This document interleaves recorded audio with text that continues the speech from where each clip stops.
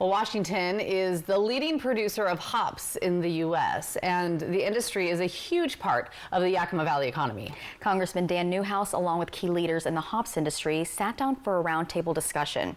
And Apple Valley News Now's William Albert was there and shows us what they talked about and what it means for the future of the industry.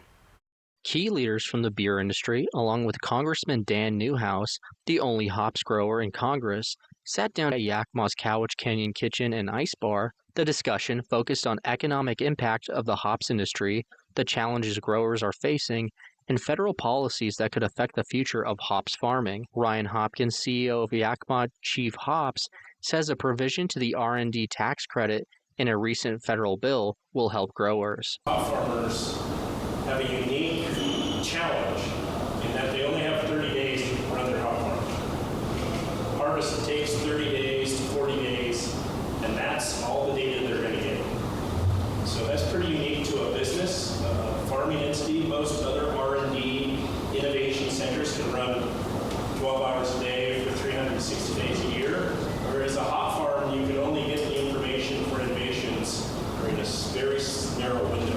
One of the big points that was touched upon by Congressman Newhouse was the need for a strong workforce during the growing season. Newhouse, who has been pushing the Farm Workforce Modernization Act, a bill that would reform the H-2A visa program and establish a stronger legal immigrant workforce for agricultural producers. He says illegal immigration is no longer the crisis it once was on the southern border, and there should be less resistance to passing the bill. Very difficult to get many of my colleagues to sign on to legislation, let alone vote yes on something that would allow even more people to immigrate. Well, guess what?